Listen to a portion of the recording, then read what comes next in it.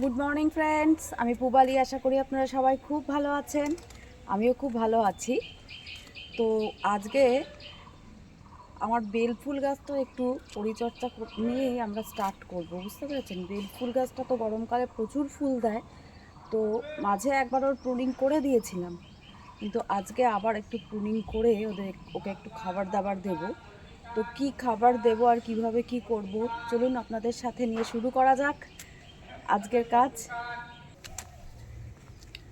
এই যে বেল গাছটা দেখছেন, মানে বেল ফুল গাছ আর কি। তো এরই আজকে শুরু করব একে দিয়ে। চলুন আগে এর প্রুনিংটা কমপ্লিট করে ফেলি। মাঝে একবার প্রুনিং করে দিয়েছিলাম, দেখুন এই যে এর জন্য সাইড থেকে এই যে কত কচি পাতা বেরিয়েছে, আরও ডাল বেরোচ্ছে, কিন্তু আর একটু করে দিই। অ্যাকচুয়ালি কি বলুন তো, ছাদ বাগান, তো ছাদ বাগানে গাছগুলো যত প্রুনিং করে ঠিকঠাক শেপ দিয়ে রাখা যাবে, তত খুব কম জায়গার মধ্যে অনেক গাছ করা যায়। আর এমনিতেই আমার পরিবারটা খুবই বড়, মানে গাছ পরিবারের কথা বলছি। কিছুতেই নেশা সামলাতে পারি না, জানেন তো। ভাবি আর গাছ কিনবো না, আর গাছ কিনবো না, কিন্তু সেই নার্সারিতে গিয়ে একটা কিনবো বলে গিয়ে 3-4টে কিনে নিয়ে চলে আসি। এই করতে করতে ছাদে এবার না পা দেওয়ার আর জায়গা নেই, এমন অবস্থা হচ্ছে। তো সেই কারণেই একটু ভালো করে কেটে ছেটে শেপ টেপ দিয়ে রাখলে পরে কি হবে, গাছগুলো দেখতেও ভালো লাগবে আর জায়গাটাও অনেকটা কম লাগবে। আর এইভাবে কাটলে বেলফুল গাছে ফুলও অনেক পাওয়া যাবে। আর এটা এমনই একটা ফুল, মানে গাছ ভরে ফুল হোক আর 2-4টেই হোক, যখন আসি ছাদে পুরো ভরে যায় গন্ধে। মানে এখনও তো এবছর ফুল ফোটা শুরু হয়নি, তবে এরকম একটা দুটো গাছ সাথে থাকলে সত্যি এত সুন্দর গন্ধ হয়, হাওয়া দেওয়ার সাথে সাথে মনটা ভরে যায়। ভালো করে একটু এই সাইডগুলো কেটে দিলাম। দাঁড়ান, এই নিচের দিকে অনেক সরু সরু ডাল বেরিয়ে আছে, এগুলোকেও একটু কেটে দিই। যাক, কাটা মোটামুটি কমপ্লিট। এবার একটু ফাঙ্গিসাইড দিয়ে দিই, কারণ এমনিতেই কাটার পরে ফাঙ্গিসাইড দিয়ে দেওয়াটা একদম মাস্ট বলতে পারেন। আর তারপর তো সমানে বলছে আজকে বৃষ্টি হবে, কালকে বৃষ্টি হবে, এই আজকেও তো বলছে প্রচণ্ড সম্ভাবনা রয়েছে। তাই ভালো করে ফাঙ্গিসাইডটা দিয়ে দিই। ফাঙ্গিসাইড লাগিয়ে দিলে একটা নিশ্চিন্ততা, আর কিছুই না। এরপর এর জন্য একটা খাবার বানিয়েছি, দেখাচ্ছি আপনাদের কি বানিয়েছি। ওকে দেবো আর ওর সাথে সাথে আমার জবা ফুল গাছগুলোকেও একটু দিয়ে দেবো, আর কয়েকটা বেগুন গাছেও দিয়ে দেবো। কারণ বেগুন গাছ তো এমন গাছ, ওকে যতই খাবার দিন না কেন ওর পেট আর ভরে না। এটা তো সবাই জানেন, নতুন করে বলার কিছু নেই। যাই হোক, তবুও ওদেরকেও একটু দিয়ে দেবো। খুব বেশি কটা গাছে দিতে পারবো না, যে কটায় হয় আর কি। আজকে আবার জমাবো, আবার দেব। তো যে খাবারটা দেব সেটা কি দিয়ে বানিয়েছি বলি এবার আপনাদের। এটা করেছি তেমন কিছুই ব্যাপার না, ওই ভাতের ফ্যান রেখেছি 2-3 দিনের, আর ওর মধ্যে একটু পেঁয়াজের খোসা, আলুর খোসা, রসুনের খোসা আর শসার খোসা, এইগুলো ভালো করে দিয়ে ভিজিয়ে রেখেছিলাম 3-4 দিন। তারপর ওই খোসাগুলোকে ফেলে দিয়ে আরও ভালো করে অনেকটা জল মিশিয়ে ডাইলিউট করে এবার এই গাছের মধ্যে দিয়ে দেবো। এর খাবার আপাতত এটাই। এরপর আবার দেখা যাক। এখন মোটামুটি 10-12 দিন আর একে কোনো খাবার দেবো না, শুধু জলই দেবো। আস্তে আস্তে গাছে পাতা গজাক, একটু চেহারা নিক, তারপর আবার যথারীতি খোলের জল এরকম দিতে থাকবো। আমি খুব ইজি ওয়েতে করি কাজ, অত ঝামেলা ঝঞ্ঝাটের মধ্যে যাই না। দৈনন্দিন যা জিনিস, চাল ধোয়া জল, ডাল ধোয়া জল, এই ভাতের ফ্যান, এরকম যখন যেটা পাই নিয়ে আসি, এসে যে কটা গাছে হলো দিয়ে দিলাম, আবার অল্টারনেট করে অন্য দিন দিয়ে দিলাম, এরকমভাবেই দিই। এই যে এবার এই জবা গাছগুলো একটু একটু করে দিয়ে দিই। আর এই যে জবা গাছের পাশে এই গাছটা, এটা অ্যালমন্ডা গাছ, একেও একটু দিয়ে দিলাম। আর এই দিকে একটা বেগুন গাছ আছে, ওকে একটু দিয়ে দিই। খুব বেশি লাগবে না, অল্প অল্প করে দিই, কারণ মাটি মোটামুটি খুব একটা শুকনো নয়। এখানে একটা সাদা জবা গাছ রয়েছে, ওকেও একটু দিয়ে দিলাম। এই যে একটা বেগুন গাছ রয়েছে, ওকেও একটু দিয়ে দিই। আর এদিকে এই যে একটা সাদা বেগুন আছে, ওনাকে দিই। ওনার আবার আজকে 2 দিন ধরে দেখছি একটু শরীরটা খারাপ, বুঝতে পারছি না কি হচ্ছে। যাই হোক, দিয়ে দিলাম। আর যেটুকু আছে আর কারুর হবে না, এই লক্ষ্মী জবা গাছটাকে একটু দিয়ে দিই, ব্যাস। আর অন্য গাছগুলোকে আবার অন্য দিন দেওয়া যাবে। এরকমভাবে ঘুরিয়ে ফিরিয়ে একবারে তো অনেক, ছোট সংসারে আর কতটুকু জমে বলুন, যেটুকু জমে ঘুরিয়ে ফিরিয়ে যে কটা গাছে হলো দিলাম, আবার রোটেশন ওয়াইজ আবার যে অন্য গাছগুলো বাকি থাকলো ওদেরকে আবার পরে দিয়ে দিলাম, এভাবেই করি আমি। আর এই যে দেখুন কি সুন্দর হয়েছে না জবা ফুলের কালারটা, কি কত কুড়ি যে আসছে না এখন গাছে ভরে যাচ্ছে, এত ভালো লাগে।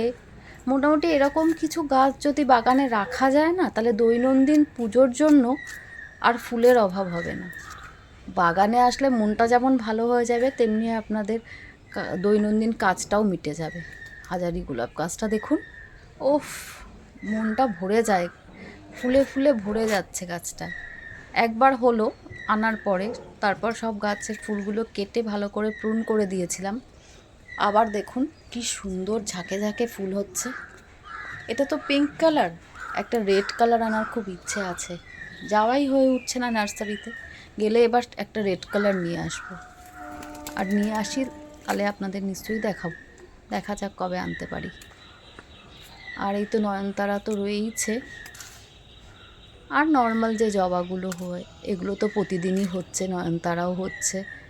টুকটাক যা ফুল আমার বাগানে রেগুলার হয় তাতে আমার মোটামুটি ঠাকুর পুজোর জন্য ফুল আর কিনতে লাগে না, এর থেকেই যথেষ্ট হয়ে যায়।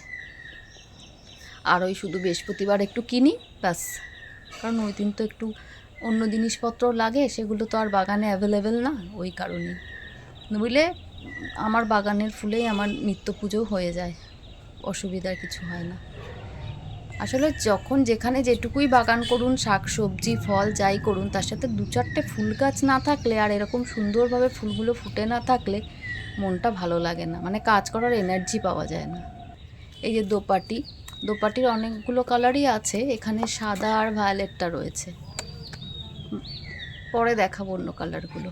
চলুন আজকে এখান থেকে দুটো ঢ্যাঁড়স গাছ তুলে একটু অন্য জায়গায় শিফট করিয়ে দিই। গাছগুলো না বড় হয়ে যাচ্ছে, আর শিফট করাবার সময় পেয়ে উঠছি না আমি, এরপরে অসুবিধা হয়ে যাবে, কারণ এইটুকু জায়গার মধ্যে একটা গাছ রাখাই ঠিক, আর খুব অসুবিধা হলে দুটো গাছ কষ্ট করে রাখতে হবে। আপাতত একটা জায়গা ফাঁকা হয়েছে, কিছু কপি তুলে নিয়েছিলাম, ওই জায়গাটা ফাঁকা হয়েছে, তো ওখানে দুটো গাছ হয়ে যাবে। দুটো গাছের চারা ওইখান থেকে তুলে ওখানে বসিয়ে দিই, তারপর আবার দেখছি কোথায় কি জায়গা করতে পারি, কারণ খুব তাড়াতাড়ি ওদেরকে শিফট করিয়ে দিতে হবে, নইলে পরে অন্য গাছগুলো আর বাড়বে না। দাঁড়ান একটু আস্তে আস্তে তুলি, শিকড়গুলো ছিঁড়ে গেলেই মুশকিল হয়ে যাবে। হ্যাঁ কমপ্লিট একটা, আর একটা তুলে নিই। এই যে দেখুন এই জায়গাটায় বসাবো, এই যে মাতব্বর ঘুরে বেড়াচ্ছে, এই যে এই জায়গাটা ফাঁকা করেই রেখেছিলাম, এখানেই বসাবো, কারণ দুটো গাছ এখানে হয়ে যাবে, খুব একটা অসুবিধা হবে না। আরও একটা গাছ কি দুটো গাছ এটাই বসানো যাবে, তবে এখনও জায়গা তেমন ফাঁকা হয়নি, কারণ এইখানে একটা বাঁধাকপি রয়েছে, যদিও বাঁধার কোনো লক্ষণ আমি এখনও অবধি এই কপি গাছে দেখছি না, কিন্তু গাছটার চেহারাটা এত সুন্দর হয়ে রয়েছে না, যে কিছুতেই মন করছে না যে গাছটা তুলে ফেলবো, কারণ গরমের যা ভাব চলে এসছে আর বাঁধবে বলে আমার মনে হয় না। তবু থাক আর কটা দিন দেখি, যদি একটু চেঞ্জ হয় তো ভালো, আর যদি দেখি যে না এরকমভাবেই পড়ে আছে তাহলে আর রাখবো না, তুলে দেবো, দিয়ে এখানে অন্য গাছ বসিয়ে দেবো। আমি তো বললামই আপনাদের, আমি কোনো জায়গা কিন্তু ফাঁকা রাখি না, যেখানে যা পারি বসিয়ে দিই, যেটুকু যা হচ্ছে একদম বিষমুক্ত সবজি বলুন ফুল ফল যাই বলুন সবটাই তো বিষমুক্ত হচ্ছে না, সে ছোটো হোক না সাইজে, অসুবিধা কী, নিজের বাগানের জিনিস ভালোবেসে খাওয়া নিয়ে কথা। তবে কি বলুন তো, মোটামুটি যা সবজি আমার এখানে হয় না, তাতে আমি নিজে খেয়ে মাঝে মাঝে কিছু লোকজনদেরও দিতে পারি। দেখেছেন এই একবার যাচ্ছে একবার আসছে, সারাক্ষণ দুষ্টুমি করবে আমার এই ছোট ছেলে, সারাটাক্ষণ, অবশ্য ওকে ছাড়া আমার চলেও না এক মুহূর্ত। এই যে দেখতে এলো মা কি কমপ্লিট করলো, ও আর আমি মিলেই গার্ডেনটা করি, কিন্তু এটা সত্যি কথা, আর কেউই থাকে না আমার সাথে। একটু জলটা স্প্রে করে দিই, বেশি জল দেব না, কারণ জায়গাটা ভিজেই রয়েছে, খুব একটা শুকোয়নি। দুদিন ধরে আমাদের এখানে যা বৃষ্টি হলো না, সে কারণে মাটি শুকোতে একটু সময় নিচ্ছে। রোদেরও তো তেমন তেজ নেই, আর আজকে যা ওয়েদার তাতে চারাগুলো শিফট করিয়ে দিয়ে ভালোই করলাম, কারণ মনে হচ্ছে না খুব একটা তেজি রোদ্দুর বেরোবে। তো তাতে চারাগুলো মোটামুটি এরকম ছায়ায় ছায়ায় থাকলে ভালোভাবে লেগে যাবে। পরে দুটো ডান্ডা পুঁতে দেবো এর সাইডে, গাছগুলো কেমন নড়াচড়া করছে। চলুন এবার একটু ছোটো হারভেস্ট করে নিই। আজকে একটু চিলি চিকেন বানাবো, তার জন্য কটা জিনিস নিয়ে নিই বাগান থেকে। এই একটা টমেটো নিলাম, আর ওই দিকে আর একটা টমেটো আছে। মানে গাছ পাকা টমেটো খাওয়ার উপায় আমাদের নেই, কাঠবিড়ালি আর পাখি আছে, ওরাই দায়িত্ব নিয়ে গাছ পাকা হলে নিজেরাই খেয়ে চলে যায়। আর বড্ড খারাপ লাগে ওই ফুটো ফাটা করে দিয়ে যায় যখন, তাই মোটামুটি আধ পাকা হলেই তুলে নিই। আর এই যে দুটো লঙ্কা নিয়ে নেব, দুটোর বেশি লাগবে না, আমরা আবার খুব একটা ঝাল খাই না। আর এই লঙ্কাগুলো কিন্তু খুব ভালো ঝাল, মানে যাত্রা খুব ভালো। দেখুন কি বড় বড় হয়েছে সাইজ। অল্প করেই তো করব, বেশি চিলি চিকেন তো করছি না, ও আমাদের হয়ে যাবে দুটোতেই। খুব ঝাল এই লঙ্কাগুলোই, ভাবছি একটা পাকিয়ে বীজ করে রাখবো। এক একটা জাত হয় না খুব ঝাল হয়, এটাও তাই, এটা খুব ভালো জাতের লঙ্কা। যদিও এটা কিন্তু আমি চারা বসিয়েছিলাম, সেখান থেকেই হয়েছে। এই লঙ্কা নিলাম, দাঁড়ান ক্যাপসিকামও নেব তার আগেই। যে কটা জুকিনির ফুল আজকে ফুটেছে, দেখুন দেখুন দেখুন, ও মা কেমন জমজ হয়েছে দেখুন। জমজ ফুল কিন্তু আমি সত্যি দেখিনি কোনো দিন, অবশ্য এই গাছটাই প্রথম আমার বাগানে। কি সুন্দর না, দারুণ লাগছে কিন্তু। এই যে আর একটা হয়েছে, প্রতিদিন এদের ফুলও দিয়ে যাচ্ছে আর আমি ভাজাও খেয়ে যাচ্ছি। ভাজা খেতে খেতে এবারে বাড়ির লোক না বকাবকি শুরু করে। এই যে এই ক্যাপসিকাম সেই সব সবুজই হয়ে আছে, আগেও দেখালাম আপনাদের, এতদিন হয়ে গেল এর কোনো রং পরিবর্তন নেই। হলুদ আর লাল এ দুটোর আশা প্রায় ছেড়েই দিলাম, যাকে যা হচ্ছে সেটাই হোক, সবুজই হোক, কিন্তু বিষমুক্ত তো হলো। আজকের হারভেস্টিং হচ্ছে এইটুকুই। এই যে একটা ক্যাপসিকাম, দুটো টমেটো, দুটো লঙ্কা, আর এই যে জুকিনির ফুল কটা, এইটুকুই আজকের জন্য। যাই হোক, আজকের মতো ভিডিওটা এখানেই শেষ করছি। যদি ভিডিওটা আপনাদের ভালো লেগে থাকে তাহলে অনেক অনেক ভালোবাসা দিয়ে আমার পাশে থাকবেন, আর একটু লাইক শেয়ার করে দেবেন। আর যারা নতুন বন্ধু আমার চ্যানেলটা দেখছো তারা অবশ্যই চ্যানেলটা কিন্তু সাবস্ক্রাইব করে নিও, আর বেল আইকন যেটা আছে ওটাকে একটু প্রেস করে দিও। ব্যাস এইটুকুই যথেষ্ট। খুব শীঘ্রই আসতে চলেছি নতুন আর একটা ভিডিও নিয়ে আপনাদের সাথে। আজকের মতো এইটুকুই, টাটা।